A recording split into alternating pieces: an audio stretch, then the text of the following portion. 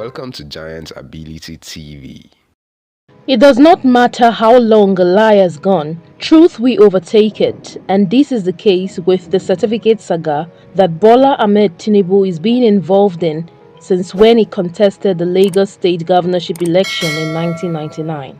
We are admonished that whatever games are played with us, we must play no games with ourselves, but deal in our privacy with the last honesty and truth. Ralph Waldo Emerson.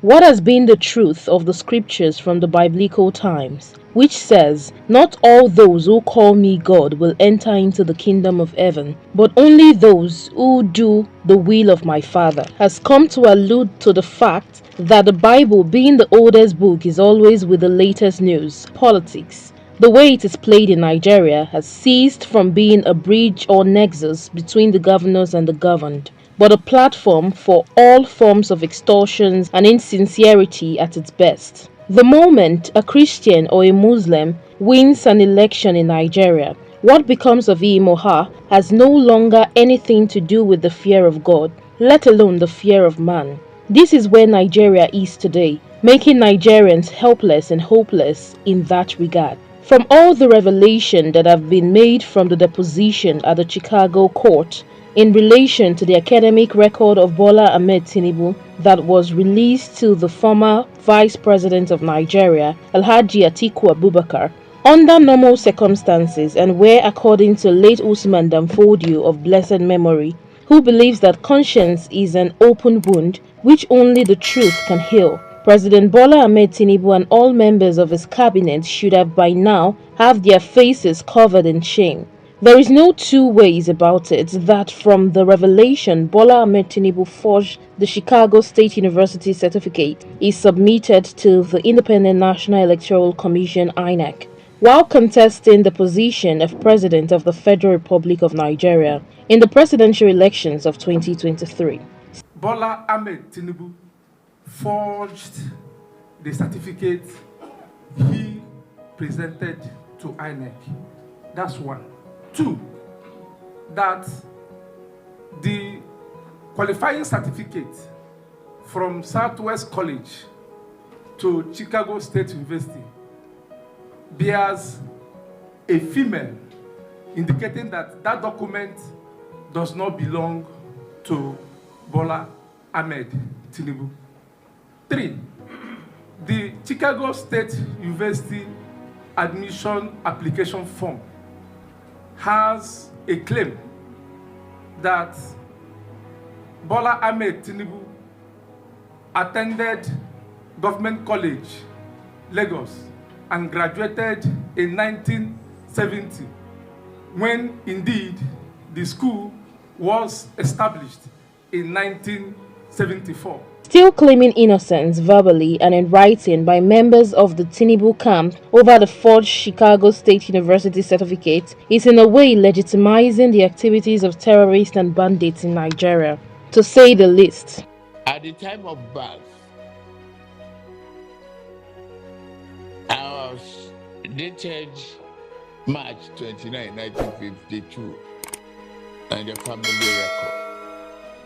I didn't think then, that day, I've determined to be or decided to be a president of the Federal Republic of Nigeria. Not even that I will go to politics. I have a very good exposure in life. My record is consistent. And the school and the university, they question. They now confessed that they wasted their money and their time. The record is there. The transcript is there. So in March 1952, I'm not claiming another father. I am Tinubu and Tinubu proper.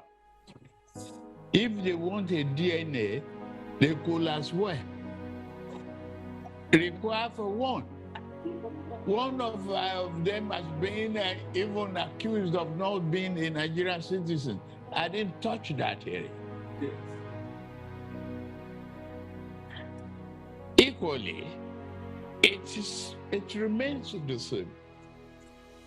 Deloitte, Chicago State University, where I graduated, has attested to that. Now I can announce that I've received my original replacement degree certificate from them. The Deloitte trained me as an accounting firm. Mobile has attested to my record, a standing record. I got to the pinnacle of my career. And the private sector, who among them can brag about it? Now, yes, you want to wrestle with the pig, you got to live with the dirt. That's what I'm doing. I go into politics, knowing fully well that it's a muddy water. Smog will come. You will have to live with the dirt and make sure you are upright to finish the job. This situation has brought Nigeria and Nigerians under an irrecoverable national disgrace and among the Committee of Nations. It has also made the Nigerian green passport an object of suspicion and ridicule wherever it is found. Bear in mind that the acts of insincerity and fraud have been the trade secret of Bola Ahmed Tinubu since more than 2 decades and are just being renewed and perfected. Hence his mantra of the renewed hope, which in other words can be described as renewed criminality. Recall what happened during the unveiling of the vice presidential candidate of APC and the running mate of Bola Ahmed Tinubu, Kashim Shettima, who is now the vice president. How fake bishops were hired for the purpose of giving legitimacy to the Muslim ticket of the APC then. The only problem with Nigerians is lack of proactiveness in matters of life and death. These can be attributed to how impoverished the politicians have made them and by creating in them a mindset which only makes them busy and not productive. Productive in the sense of doing the most important thing, which is thinking. It is worthy of note that at this juncture in Nigeria history and at 63, that Bola Ahmed Tinubu will not be the first public office holder that will be relieved of his office on the ground of perjury. Recall how in 1999, Ibrahim Salisu Buhari, who was elected Speaker of the House of Representatives and who claimed he was born in 1963, attended the Toronto University in Canada for his first degree and completed his National Youth Service at Standard Construction, Kano, was relieved of his office when the web of lies he told in regard to his age and academic qualifications became unveiled. The case of Salisu Buhari has a lot in common with that of Bola Ahmed Tinubu, the current president of Nigeria, from the deposition at the Court of Chicago, Illinois, USA, by the registrar of the university under an oath. Bola Ahmed Tinubu, from the documents he used in securing admission into the university, was a female and an African American. It was gathered also that Bola Ahmed Tinubu claimed to have attended the government college in Lagos and graduated in 1970, whereas the school in question was founded in 1974. Contrary to the middle name Ahmed, found in one of the academic records released to Atiku Abubakar, the NYSC certificate Tinubu submitted to INEC has his middle name as Adekunle and not Ahmed. There are also discrepancies in his date of birth, and to crown it up, the registrar of the Chicago University, while being interrogated by Angela, the lawyer to Atiku Abubakar, in the Chicago court, United States of America, admitted that he was just seeing the certified copy of the Chicago State University certificate that Bola Ahmed Tinubu submitted to INEC for the first time, meaning that the said certificate was not issued to Bola Ahmed Tinubu by the Chicago State University. There is a saying, a wise one indeed from the outskirts of Nigeria, that a mat of shame is rolled up from the ground with madness. Rather than Bola Ahmed Tinubu and his supporters, who are birds of the same feathers, to follow the path of wisdom by rolling up their mat of shame from the ground with madness, They chose to lie on it unashamed. They have forgotten that it is not falling into a river, but lying in it that drowns, and to this end, it is better for them to come to terms with reality. If Salisu Buhari can be relieved of his post, nothing makes the case of Bola Ahmed Tinubu an exception. Otherwise, it will be seen as being unfair to Salisu, probably because of his ethnicity being a northerner, and this will amount to double standard, which is unacceptable. Moreover, the case of the young lady from Anambra State, Mesoma Joy Ejikeme, a Jambite and a good citizen of Nigeria who had no position, power or possession and was publicly disgraced for falsifying a JAMB scores and was eventually barred from writing JAMB for 3 years, is an indictment on the integrity of President Bola Ahmed Tinubu. If this young lady, who fits in for description as his granddaughter, can be so publicly disgraced and punished for falsifying a JAMB scores, wisdom demands that Bola Ahmed Tinubu has a moral burden on him to honorably resign his position as president. More especially because even the election that brought him into office was marred and adjudged as the most fraudulent election in the history of Nigeria since the return of democracy in 1999. Similarly, the professionalism, accuracy and timeliness with which the Chicago courts that ordered the release of Bola Ahmed Tinubu's academic records to Atiku Abubakar was also an indictment on the unprofessionalism, irresponsibleness and recklessness of the Nigerian judiciary, especially in relation to the pronouncement of the Presidential Election Petition Tribunal that, among other things, discountenanced the petition against Bola Ahmed Tinubu's eligibility to contest the presidential election of February 25, 2023,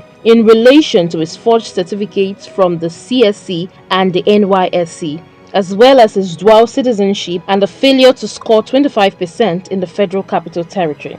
In conclusion, Nigerians are not forgetful of other instances of academic record forgery that has led to the dismissal of public officers from office in Nigeria. Another good example, or bad, permit me to say, is the case of the former Minister of Finance in the Buhari's administration, Mrs. Kemi Adeosun, who admitted using a forged exemption certificate of the National Youth Service Corps (NYSC), which she presented for appointment in 2015. Mrs. Adeosun resigned her position in the wake of Premium Times report exposing the scandal in September 2018. The report revealed how Mrs. Adeosun skipped the mandatory National Youth Service Scheme and procured a forged certificate purporting to have exempted her from the 1-year mandatory exercise. On a final note, Nigerians have gone beyond the Supreme Court's expected verdict on the fraudulent presidential elections that brought Tinubu and his lieutenant into office, which is legalism to what is generally accepted as morality. They are therefore waiting anxiously to see mass resignation from the cabinet of Bola Ahmed Tinubu to avoid their image from being tarnished. Alhaji Atiku Abubakar, in World Press Conference on Thursday, October 5, 2023, called on the presidential candidates of the all political parties, prominent among which are Mr. Peter Gregory Obi of the Labour Party and Dr. Rabiu Musa Kwankwaso of the New Nigerian People's Party (NNPP), to join hands with him in the fight for the enthronement of justice and equity in Nigeria. All the Nigerian media, both the mainstream and online, are also invited to play a major role, as they have been known to do. Preserving the unity and integrity of Nigeria is a task that must be done. I will only drop the fight when the court rules. If the court rules that I am right, fine. If the court rules that he is right, so that's the end of the fight. Because at the moment we are at the Supreme Court, and there is no any other court than the Supreme Court. A wise man admonishes that, remember, people support that which they help create. Always get the commitment of others in any undertaking. Have them take a piece of the action, so it is their action as well as yours. Involvement begets commitment. Commitment begets power. President Tinubu, it is either you are on your own in this matter or you have people like yourself with you. God bless Nigeria. Thank you for watching.